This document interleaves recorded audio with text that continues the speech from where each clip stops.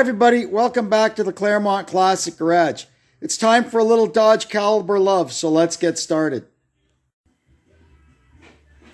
If you recall, a few weeks ago we were having a problem with our electric cooling fans, and we traced it down to the little relay box inside the fender here, and we were able to repair it.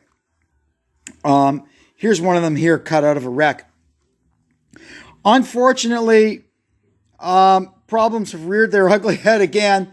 And now, every now and then, you hop in the car and turn the key and nothing. It's totally dead. That means this relay here is got a little intermittent problem. 1, 2, 3, these ones are for the fans. And this one is the supplies the power. This is the main power relay for the TIPM, which is here, which is the totally integrated power module. It controls and sends power to a lot of different things. I decided I would go to the boneyard and cut a complete relay box out of another car with as much wire in every direction as I could get, and see if I could relocate this to some place. Number one, a little more out of harm's way. And number two, just to relocate it to somewhere like that's actually serviceable. So I went there, and I found a yard where there's a lot of calibers in there, and a lot of them, they buy wrecks from the auction and bring them to the yard. So a lot of them have had the front noses and stuff cleaned off of them. So it's really easy to get at this. And I found out a couple of things. Number one, I found there's a lot of these cars have had a lot of very interesting repairs done to these to get them going. Like you look at this one here. Here's one that I cut out. And this one, look at that. That terminal has turned green and it's gone. So this car would have had cooling fan issues like our car had. Anyway, I also found something else out. This one here is from a 2007 caliber. And you'll notice that it uses the old school Bosch relays with the great big spade terminals. These ones here, this one and this one are the field. And these three here are the contacts. This is the normally closed one, and that's the normally open one. Then they switched from 2008 upward, they switched to this style box with these little Omron relays. And you can see here how small the spades for the field winding are. And these are the ones that give all the problem. The spades for the contacts are still pretty substantial, but these ones are where all the problems lie. So I decided that if I'm going to go to all the trouble of relocating this box, I'm going to use the 2007 style, just for the sake that it's got these larger spades on them, and I think they will be more robust. I did check while I was in the junkyard. I made sure that both styles of box have the same number of wires. The wires are all the same colors, so it's just a matter of swapping in this one. So the first thing we have to do, there's the one on the floor that we're actually going to use. I'm going to unwrap all the harnesses and see how long of a pigtail there will be on it. I've got this mess all unwrapped. So now we're going to go wire by wire, follow them all the way to the end, and see how far we can get. Something I did notice just from mucking around here on the vise, look, we've got one rotten one that got pulled out of there, so we'll have to repair that. It comes from this splice, see? Not a worry, we can fix it. Very interesting. This one here is the one that was rotted off. You can see what was left of it there. The salt and the moisture and everything just does a number. What are you going to do? So what we did, luckily I had that other one there. And we just, we pushed a good one out of it. It's the right color code, red with a black tracer. And we pushed that in and joined it there with a heat shrink butt connector with some copper shield. And that will have that all sealed up. Now what I'm going to do is get all these wires extended so that they will reach as far as the furthest one goes. So back here.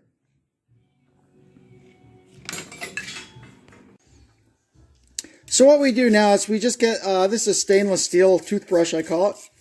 And we just make sure the terminals on this relay are clean. And then we get some of our copper shield here. You can get this stuff at any auto parts store. It's great. Great for battery terminals and stuff. And we just paint the terminals with it. So what this stuff is, it's kind of like your dielectric grease in that it protects these things from corrosion. But unlike the dielectric grease, which is non-conductive, this stuff is conductive. So what you do not want to do is go in there and completely slather it all over everything, because you will actually complete circuits you don't want to complete and make this thing go crazy. But like that, that's good. That'll protect those spades. And we'll push that in. And there, that's good. Now we can close this box up, put the bottom cover on it, and we can start extending these wires to get them all to the correct length. I've got all the wires lengthened out now. This one here is a ground, so I haven't decided if I'm going to lengthen this one or not. Depending on where we end up mounting the box, this could be grounded right there. And we'll deal with that when we get to it. So what I got to do now is I've heat shrinked all these connections. I'm going to let them cool off. I'm going to go in and have some lunch. And then when I come out, we'll start getting this harness wrapped up and find a location for the box.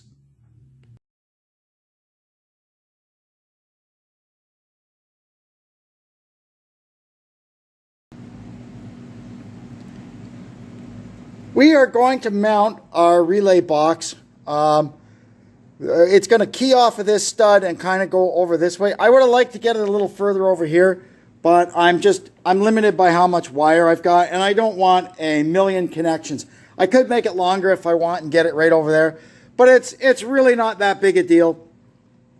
So what I did was I went to the boneyard and I got another one of these mounting brackets.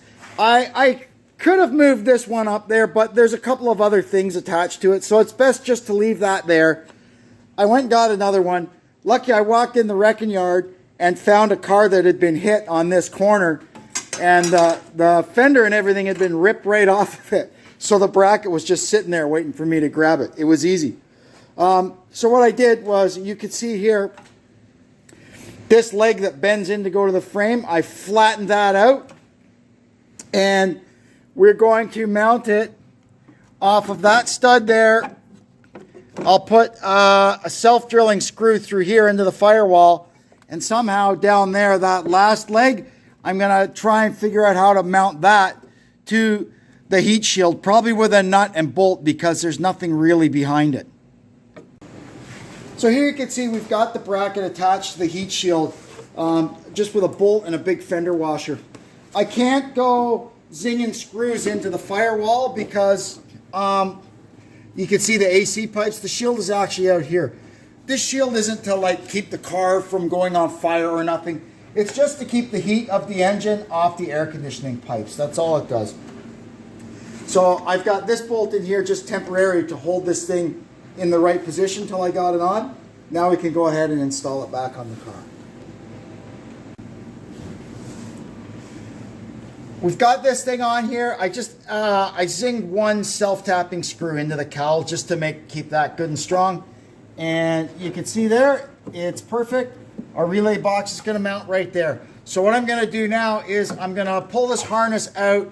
I'm going to put some convoluted loom around it, or split loom, whatever you want to call it, and we'll get that harness installed for keeps.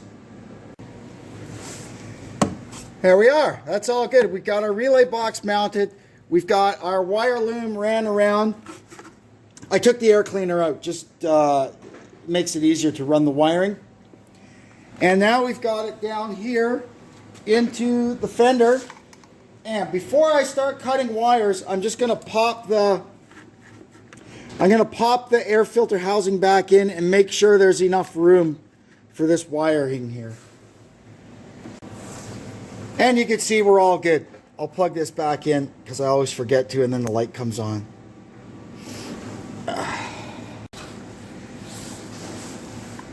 Now we're at the point where we're going to separate the men from the boys. It's time to start cutting wires. This here is just our new harness. I'm going to cut everything to the length of basically the shortest wire in this harness.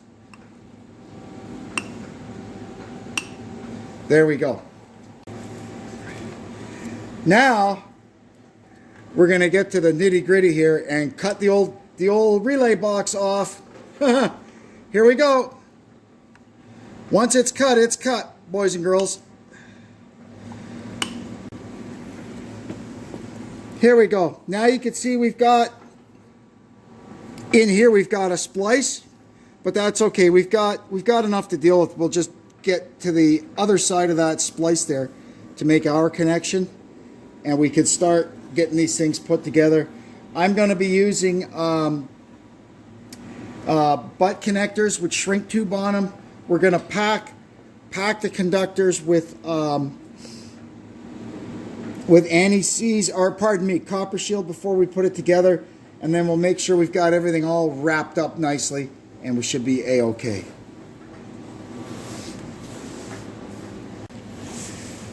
Well, we're just motoring along. We've got 3 of them done so far, and we just pick our way through it very carefully.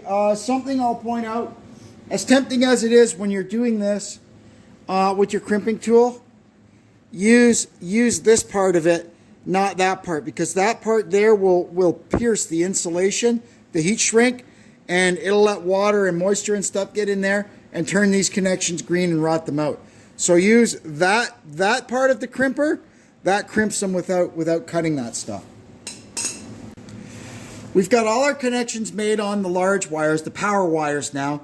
Now we're going to do our connections on, these are the little wires that pick the coils in the relays. There's all of them connected. So what we'll do is I was warming up all this heat shrink. So what we'll do is I got to go in and have lunch now. We're going to let all this stuff cool off. And when I come back out, we are going to hook up the battery and see if the car will start and make sure the fans run and everything before we button this all up.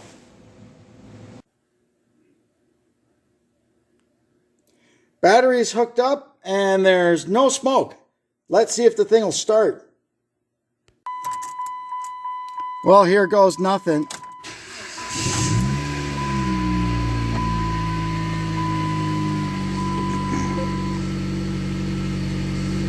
All good.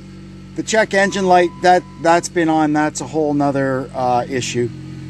And oh look, now the tire light is on. Well, it doesn't have any tires. But oh well. It says the left rear is low. The left rear is 200 feet away in the barn. This car is really smart, eh? Okay, so now we can put the air conditioning on.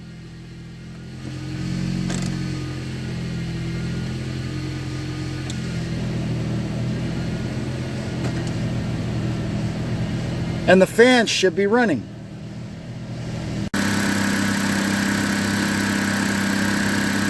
I'll flick the air conditioning on, and the fans, both of them are running. They're running on low speed, but they're running. That's good. So I'd say we've got this baby fixed. Well, fixed, not really fixed, but, you know, fixed.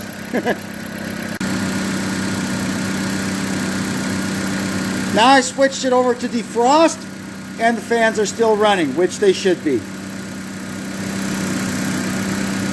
I don't know if I'm going to be able to get this thing. I want to let it warm right up so that the fans kick on to high. I might put a piece of cardboard. I think I did that last time. We'll put something to block the radiator. Let's see what we've got. That should do it. Now we'll see if we can get her warmed up.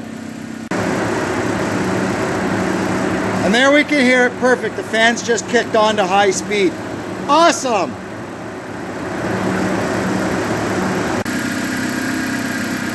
As soon as I removed the cover from the radiator, it cooled right off and the fans went back down onto low speed. So that's cool. As far as I can tell, everything is working as it should be. We'll shut this all off. And we could start buttoning things back up under the hood. And equally important, I guess, when I shut the car off, everything stops. Last thing I'm going to do is put this loom over our connections here. And I'm going to pull it up as high as I can and tie wrap it to this, so our connections are actually now up in the engine compartment and not kind of down here in the danger zone.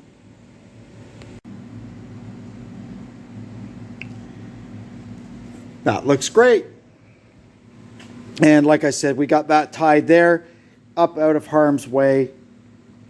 And hopefully we'll never ever have to worry about this thing again. I'm looking at this now here. Look at that. The wiring. I'm going to put a piece of hose or something there. The wire harness is rubbing right there on that piece of frame. Wow. That's crazy, eh? Okay, let me see what I can do about that while I'm in here.